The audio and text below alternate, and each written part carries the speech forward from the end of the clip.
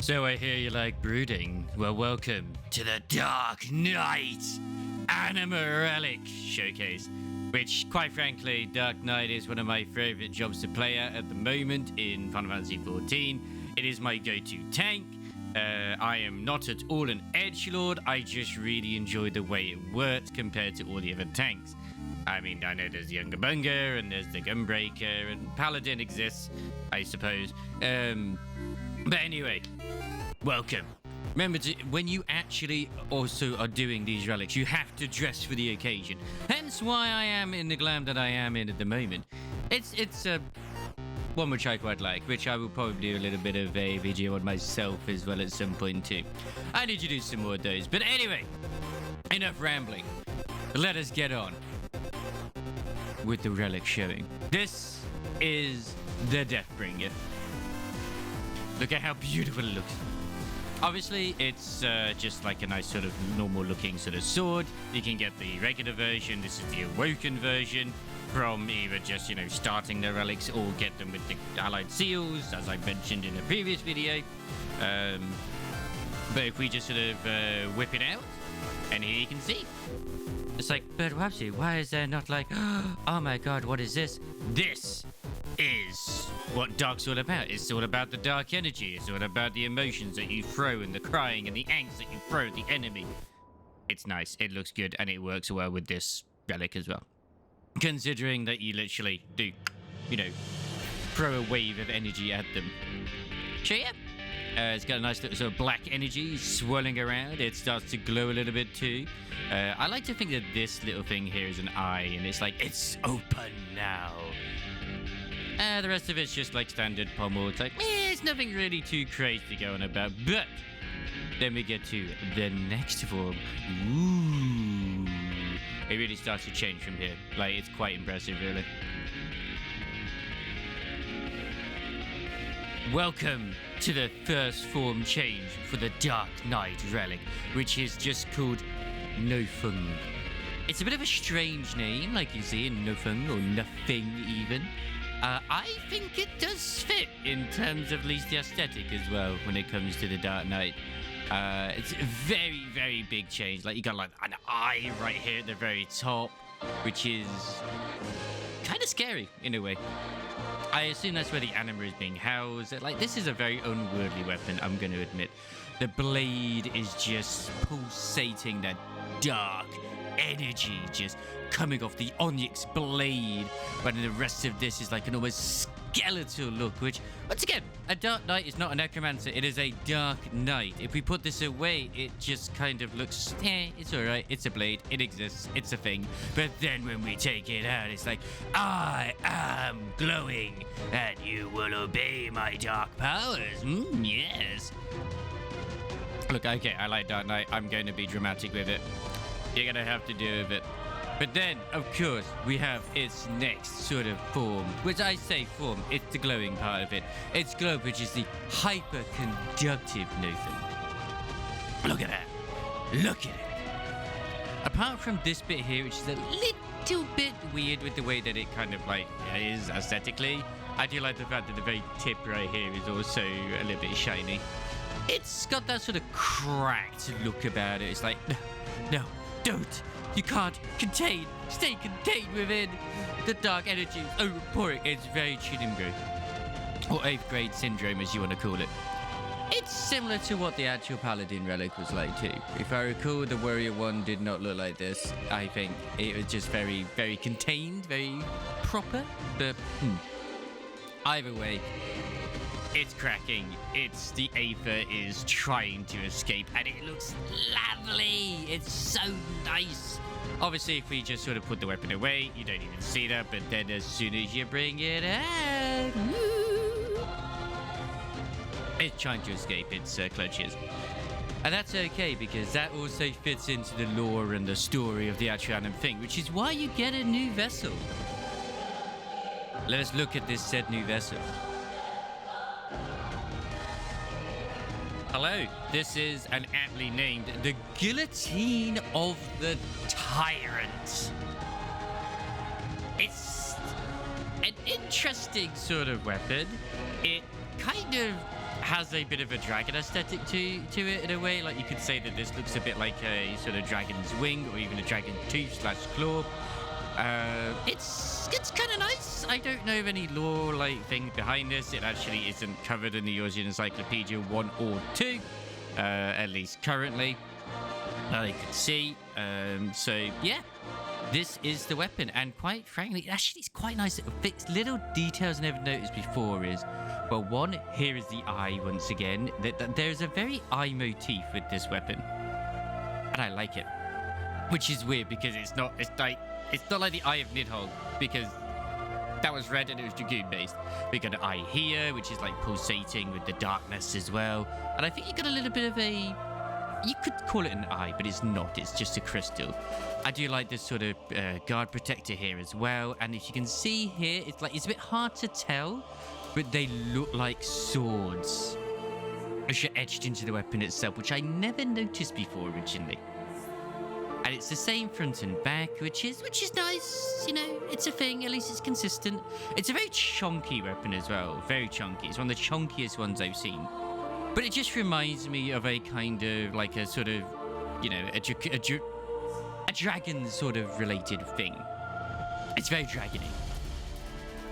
I would imagine this weapon to be in something like Legend Dragoon. But then we have the sharpened guillotine of the tyrant, which is, here it is. Of course. No cut this time, we're just going straight through. Ha ha, I'm spoiling you, I am indeed. So, looking good, isn't it? I know a fair few who prefer to use this form to the absolutely superior final form, which we'll get into soon. It looks nice. It does. I like it. Like, obviously, the energy is emanating from the, as you can see here, the right hand, as where you're holding it just at the bottom. It's got like a circle of energy radiating here, then radiating there, then radiating there. So it's going down, and the actual flow of the aether is going downwards as well towards the end of the blade. Once again, that is fitting because it would make more sense for that to happen rather than just like, throw it anywhere, it's fine, it'll be good. They won't pay attention to these sort of things because they just like the fact that it's shiny. I pay attention to these things. Thank you, Square Enix, for taking into account that I pay attention to these sort of things when I'm doing especially these videos. Anyway, that is the Tyrant version of this weapon. We're going to be going on to the final, which is the Lux, and obviously the actual final form of the Anima Relic. Quite frankly, one of the best looking Dark Knight relics that exist, or at least did exist until they brought in the Shadowbringer's second form, which I quite frankly think is slightly superior in the way that it works, but that's just my own personal take because it's like that but bigger and just looks nicer even when it isn't glowing. So let's get to it. Congratulations, you've made it to the final stage of the Dark Knight Relic for Heavensward of the Anima series. I hope you're pleased with your hunk of metal. It's great, isn't it? It's got some writing on it. It looks really nice. It's just a regular sword. Nothing special about this weapon. What's special about this? Like, why is this one of the better looking relics, Bubsy? Why? It's just a hunk of metal. I don't understand why this is good. Oh my god, I understand now.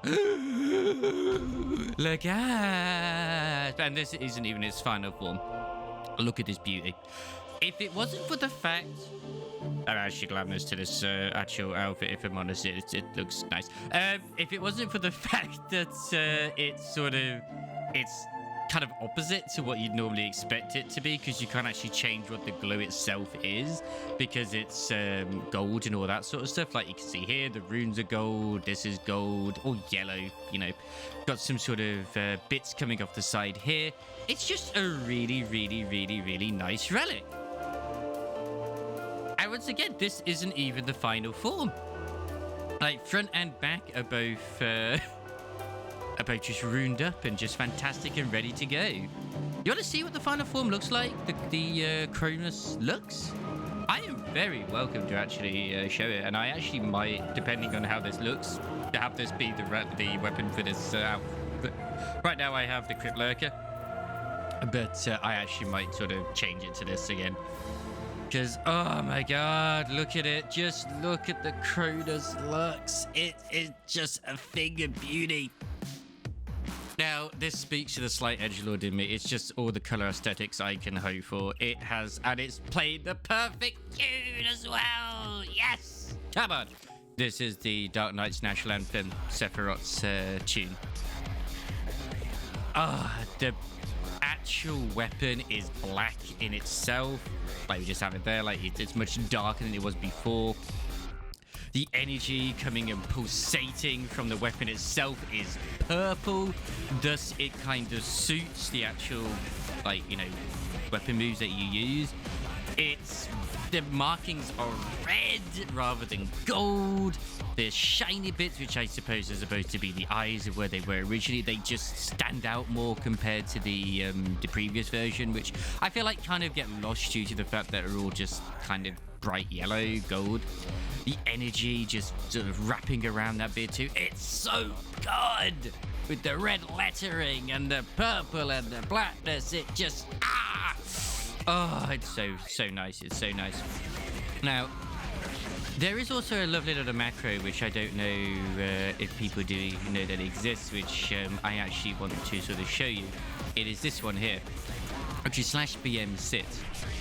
I actually did it just for this weapon on its own, because if you do it, it means that your weapon will start glowing on its own.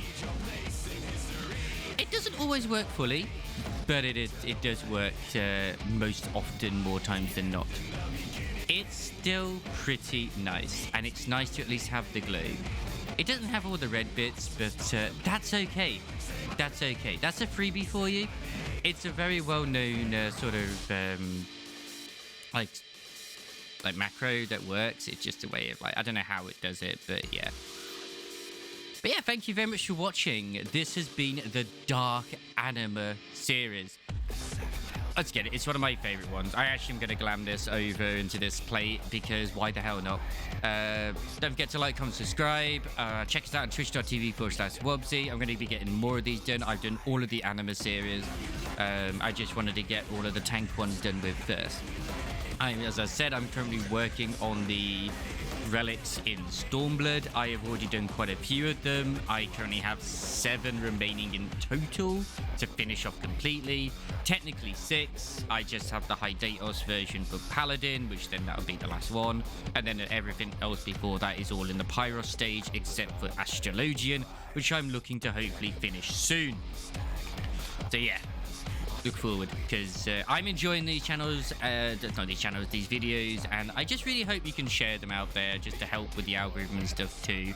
I am just me. I'm not a character. I don't do anything special. I just want to put videos out there that hopefully people will enjoy and love and appreciate. And I just hope that, you know, we can reach that 1,000 sub milestone, which, you know, will make this a dream and reality to even get some pennies when it comes to ad revenue and stuff. But yes, thank you. I'll see you later. Ta-ta.